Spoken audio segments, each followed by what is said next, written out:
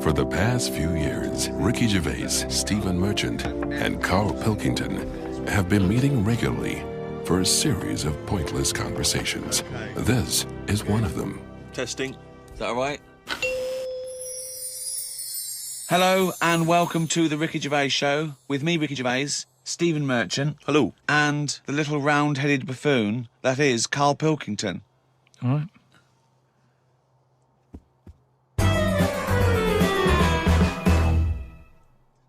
Now, you probably know me from such works as The Office and Extras, Stephen being my co-writer and co-director on those things.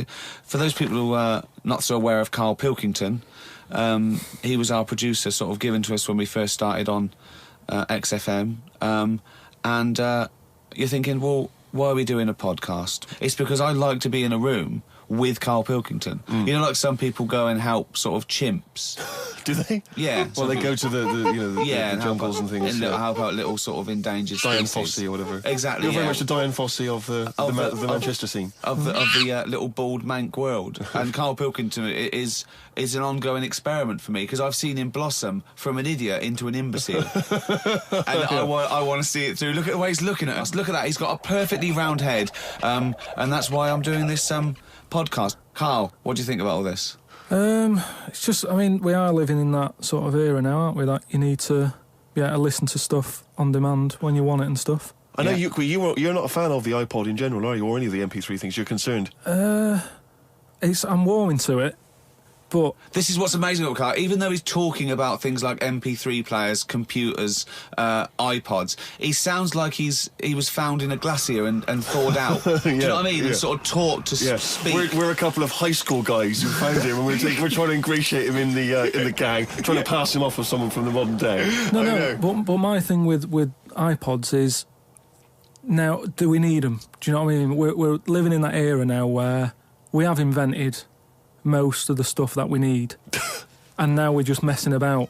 They said that in 1900. Someone actually said everything that's to be invented has already been invented. They said that in 1900. And how wrong were they? No, but what came out, at what point, what was invented in that year where they went, right, that's it now?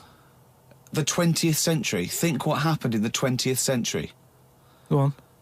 Well, planes. Yeah, but is that a good thing? Planes and that. Do you need a plane, really? Wouldn't it have been better if we all stuck where we should be instead of travelling about? War. Well, look, war's happening, isn't it? Because everyone's saying, well, now we can fly, we'll go over there. So there were no wars prior to the invention of the aeroplane? Not like there is today. Right. But what I'm saying is, the world's got smaller, hasn't it? Everyone's saying that, right? Yeah. The way I was saying to you the other day, we now go to places where we shouldn't go. People go on holiday to places where you've got to have an injection before you go there. Yeah. Forget it then. That's a warning. Don't go there. I'm with you on that. I don't want to enter a country where I have to have an injection to stop me from dying while I'm in that country. Right, I totally agree with you on that. So what happened is, they invented the plane and it's like, oh, let's go on holiday.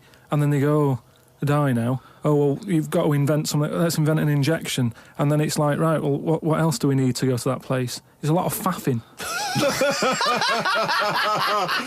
So what I'm saying is... Is that a place? A lot of faffing? What I'm saying is, Steve's travelled more than I have. You've been to, like, dangerous places. I've been to places where you need injections, yeah. Yeah, but why?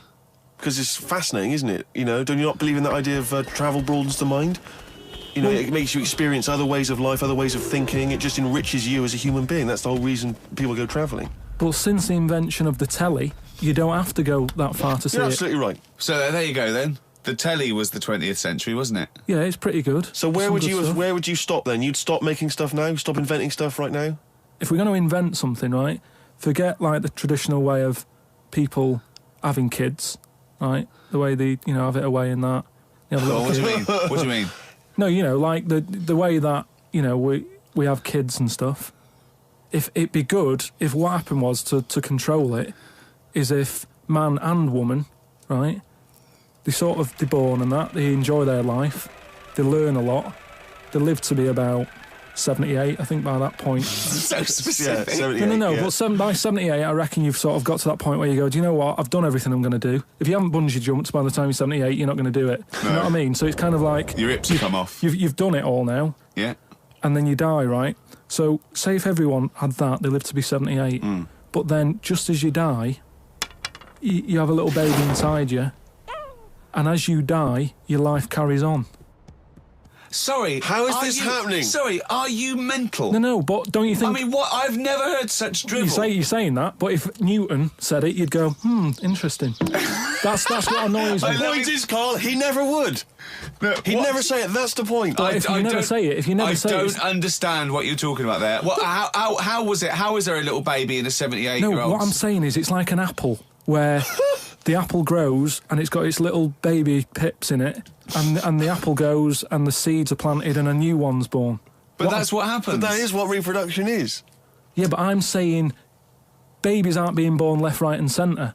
It's controlled so that as someone dies, someone's born. But Carl, stop. Whose responsibility is Look, this? if you don't want to do it, we won't do it. But I'm is it just supposed to be nature? Has nature got to develop humans so that we act that way? We live that way? Or is this a scientific experiment? He said to you then, he said, look, if you don't want to do it, we don't need to do it. Yeah. Like, if you're up for it, we'll sort it out. Yeah. We can do that. We'll have a whip round so we can do the research. I just think, at the end of the day, we've got to do something. And is anyone keeping an eye on this and looking at what we can do next to control the population thing? It does my head in that I've got to live in London for work and what have you, and there's loads of people here, and, forget going out on a Saturday night, it's too busy, and you can't move, and they keep... I mean, what annoys me about London So is... your solution is that 78-year-old women have little babies inside them, and as they slip away into death, the little babies... And how is that baby then raised? Who looks after the baby? Because it's a pretty good system, having a baby while you're young enough to look after that baby and make sure it lives to, reproductive age itself. I mean, that system's been working for years. Nature's sort of sorted it out. Natural selection and evolution sort of makes that a good model. But wait a minute, nature. Pop that on hold, because Carl Pilkington's got an idea. Yeah. That's what it was, just an idea. Yeah, well, it was nonsense. But thank you for it. The worst. I mean, it was the ramblings of someone you'd find by themselves in a hospital eating flies. This is the sort of thing you find when, if they find maybe a pamphlet or a booklet written by a psychopath. Someone, just before they went on a rampage and then turned the gun on themselves, they go through their possessions and they find a book and it's got weird drawings, women with knives in their face, and this kind of garbage. In fact, I saw a similar sort of theory written out on a wall, but it was written in shit. Exactly. Yeah. No, all I'm saying is, I think it's, when people die normally, everyone's fed up about it, aren't they, and a bit down. But if when you pass away, you go, oh, we're going to miss Gladys or whatever, but then there's this new life brought in, it's almost like a bad news, good but news. you're talking about it like someone could pick this idea up and run with it. Like you've given them enough information to do it. How is this possible? Where does she get the baby from? Why does it grow? Why grow it in Gladys's belly? Why not have it in a drawer? But what I'm saying ready to go, just add water. I mean... Who looks after son of Gladys? There is no theory here. There's no... It's the ramblings of a madman. What I'm saying is, though, the body's always changing, innit? From caveman to now, or whatever. In some cases. And they're always finding out more and more. Like I read the other day about how they're saying, do you know, like they say, people have 6 senses. Yeah. There's loads more than that. Right, and there's this one... I say, show me that you've got one. No, right, and there's this one that's knocking about. Go on. That, what it is, say if I'm in a pub, right, and I'm just doing a crossword or whatever... Unlikely, but go on. And there's some woman who's walked in, right? And she's staring at me. Yeah.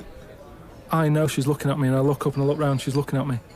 Right. And they're saying that's a new sense that they found out from, doing tests and what have you. Yeah, it's rubbish. And they're saying that's been around since man and dinosaur was knocking about. They've stopped. No, they've explained I think it's safe to assume that... that with your perfectly round head, people are always stopping and looking. No, but they explained you just know that there's probably going to be someone there if you look right. They said it's from the time when, caveman was, wandering about, and he'd go, hang on a minute.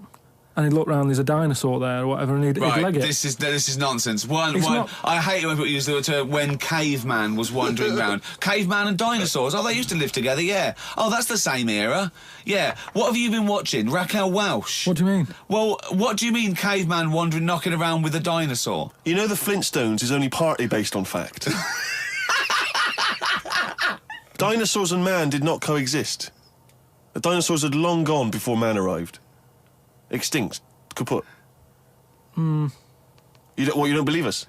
What, you don't believe because you've seen... Because you saw that film where they took pictures of lizards and magnified them and put them next to men in films so they looked like they were fighting. Yeah. No, but why couldn't that have happened? What is the film with Raquel Welch? A Million Years BC. A Million Years BC or something. A Million Years BC. Brilliant. Yeah. Yeah. No, but... She had a sort of woolly mammoth bikini. Fact. But why wasn't the dinosaurs back then just like how we have dogs now, in a way? He's watching the Flintstones. He's watching the Flintstones. He's thinking of the Flintstones. Yeah. That's what he's when thinking. When he puts out the saber-toothed tiger and then Dido and he mixes his concrete in a pelican. Yeah. I just think that there must have been a crossover point. Why? Why did you say that? Why do you think there must have been a crossover must have been. Because if nothing was knocking about at any point, how did anything carry on? I know. Exactly. Why didn't Hitler meet Nero? It's weird, isn't it? There must have been a crossover. They must have met somewhere. They must have met at a party somewhere. They mixed in similar circles. Yeah. They must have bumped into... I can't believe it. Forget it. Oh. Well, now time for one of our regular features. Monkey News. Do the jingle. Oh, chimpanzee that monkey news. What we're doing here is just giving you a bit of monkey news that's gone on, right? Where a monkey's been involved in it. Good little story in that. Yeah. Are you familiar with the one that went into space? The first sort of thing they ever sent up there before man did it and all that. You see, this is what annoys me with it really. Armstrong gets all the glory, but do you know who went up there before him? A monkey. Yeah. And what happened is they taught it what buttons to hit at the time it needed to hit them, and the way they did this was like give it bananas. It was like hit the red button, and it hit the red button, they'd give it a banana. Right. And they go, right, reverse is the green one, hit the green one, and then they do that and go, there's a banana. And then they go, right, hit reverse, and it go and get a banana. Right. Hit the red, so it was taking commands on like headphones. Right, but how were they giving it the banana? Is that how you learned to do radio? How were they giving it the banana? What do you mean? No, Well, this is before it went. You wouldn't just go and put a monkey in it and go, there you go, get on with it. They'd sort of put him in one of them capsules that you get. Yeah. And they were on headphones. I don't believe this happened. Well, I'm telling you the story now. So the monkey I don't think they trained it to do anything. I think they sent it up there and he put electrodes coming out of it to see what it wasn't any of that. They did a thing like they do, like they can with animals. If you give something, like a treat, you can teach it how to do it. It's just like a dog, isn't it? It's called Pavlovian conditioning. However, that was to see if it would salivate or go over to a particular corner, not if it could control a spacecraft. Next one up. It's the next one up. As far as the monkey's not sat there going, oh, I'm a bit under pressure here, it's a rocket. All that's knowing is, I'm getting a banana if I hit that button. That's all the monkey's thinking about. Right? They wouldn't put billions of space but dollars. How can they be sure that it's going to press the button at the right moment? Because it's got headphones on. It's not like willy-nilly. It's not just like pop it in there. Willy-nilly, who's that? What's to stop it from just hitting it any old time? Because it's a monkey and it's not a human. Because he's trained now. But anyway, he's trained. so He's listen, fully trained, yeah, go So on. what happened is, anyway... Oh, this is absolute rubbish. They pop the monkey in there. Yeah. He's got his headphones on. They're going, right, hit the green one. And I think there's something there that a little banana comes out to keep the same... No, you're making this up. I'm not, it's the same... There's no way that they made a spacecraft that had a banana dispenser. Right, There's no way in this world that they made a spacecraft that could go into outer space, right? Manned by a monkey with a banana dispenser. So you're saying that it's easy to send something up to space, but you don't believe there's a little banana machine? Right, okay, So it comes to the launch day, monkeys sat in there, everyone's ready, bananas are stocked up and all the rest of it. They go, right, hit the green button. right, and the rocket goes off and what have you. No, they would not make the monkey launch the rocket. Carl, So- you are living in a cartoon world. So the rocket goes off, right? This is absolute bollocks. It's all going well. I mean, I don't know It's what you're all- going to... It's not going well. it's going There's well. no way a monkey launched It's a going- rocket. There is no way a monkey launched a rocket, So you idiot. it's all going on. So they go and hit the left button, and it goes a The little bit left. left button! Right, so- Well-known spacecraft command. This is Houston. Hit the left button. Oh, brilliant. This is what happened in Apollo 13. Hit the left button. So it goes left. Yeah, it goes left. So it goes left, and it's going well. Left! It's- It goes I know. left! Yeah. No, the moon. So You're it going goes- right. It goes for the moon. Everything's going well. Right. They get up there. It does whatever it does. It reverse. It comes back. Right. So then You are, honestly, you are brain dead. So it's you are land- one of the most stupid people. That I would rather have the monkey drive listen. me home than you. So the thing is, so it lands back. Yeah. It does a good job and everything. It gets out. And this It's is sick of bananas. This is where it turns a bit sad, because after it done that mission, right? Because it happened and it was all safe and everything. The next one would have been to send man. Right. So the monkey enjoyed it, and it was like, well, I want to do it again, right? But they were like, So how did they know that? How did they know he wanted to... just the way it looked and what have you. It was like, Fuck off! Just the way it looked! So- you are a maniac. so the thing is though, right? So after it had done that, it was on such a high, right? Yeah. It could never get that high again. Turn There was to nothing. drugs? There was nothing that it could do. Went on tour, did it? It sort of ended up killing itself because it could never get that buzz that it Right, got. that was absolute bollocks. None of that is true, except they sent a monkey into space, and I'll check that. Absolute drivel. So in your mind, it committed suicide. It went on a crazy bender, drinking drugs and women. And like then, it does happen. You and then hear it was about found it. in you a hear about motel it. room.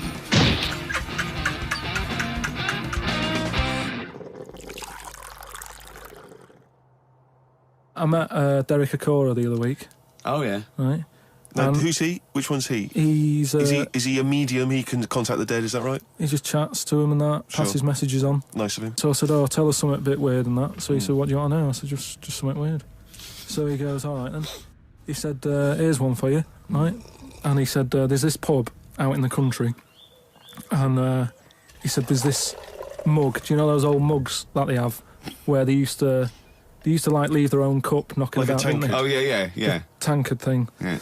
So there was one of them mugs in there, right? And everybody Tankard. Let's use tankard if we've All right, established a that's the word. tankard, yeah. Because you're the only mug in this story. Right, You believe in it all. High five. Great. So this tankard's knocking about, right? And everyone who's running the pub keeps going, "Oh, I wish they'd stop leaving this tankard about," right? And they pick it up. It must be a pain. Having a tiny, small tankard in a pub. That must be a real grind. So every time they sort of picked it up and went, "We'll have to wash that," and they popped it on a different sideboard. Next thing you know, that person who's touched it died, right? Sure. So They must have been getting through bar staff. so they kept getting a new staff and that. And they were like, "Oh, what's the connection here?" Right? What's the connection here? Oh God. So they get a vicar in Of course they do. and they go, "Look, there's a lot of weird stuff going on here. This tankard, every time someone touches it, they die." So he said, "Leave it with me." He gets his special water out and what have you. He comes round, does a little prayer, sprinkles it. He goes, "Right, not a problem, don't worry about it." He picks it up, chucks it in the bin. Guess what? What? Dies in a crash on the way home. Because he picked it up.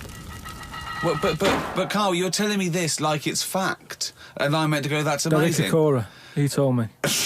Carl, I have no opinion of that story other than I'm pretty sure there was absolutely no connection between touching the tankard and him dying. That's all I'm sure It's of. not just him though, is it? I'm not going to even contest the chain of events. All I'm saying is there is no connection. There is no connection possible because I believe in logic and the laws of the universe. Yeah, but what I mean, you never pick up a vibe of like I've got a mate, right, who he's living in this big stately home, right, and he's living in there now. He pays £100 a month.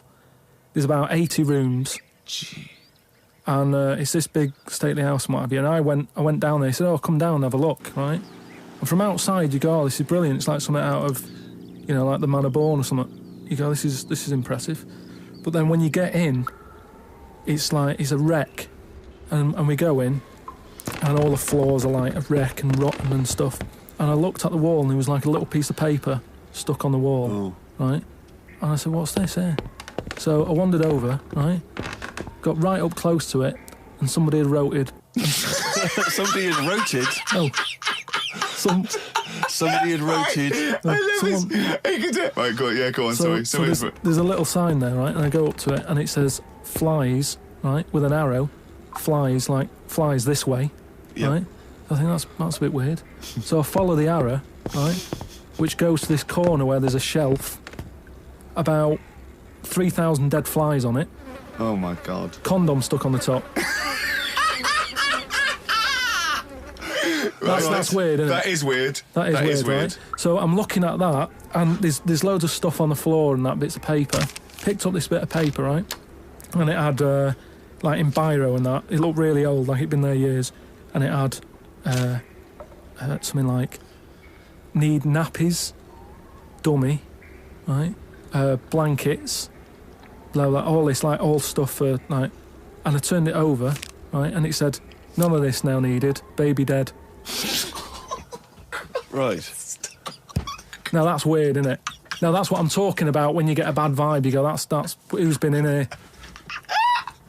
Its bad vibe is just based on the fact that... Your mate's in charge. Yeah, that's terrifying. I mean, yeah, so it's like saying, are we scared of the dark? Yes, I understand why people are scared of the dark. I'm a little bit scared of the dark. You're walking along... Because you don't know what's in it. Yeah, you don't know what's in the darkness. That's why people get nervous. It doesn't mean you have to make the leap then that you've got some paranormal sense. Oh, my God, I'm Carl Pilkington, and hang on. Just like Derek Acora, I have sensed something strange and evil in this room. Wait a minute, there's some flies in a condom. I was right all along. That is weird. Flies in a Johnny equals badness. the flies in a condom was weird. It's weird. I don't know. But the note. Yeah. I just think of his face when he saw that, reading it by torchlight. You must have been terrified. It's a bit odd, isn't it?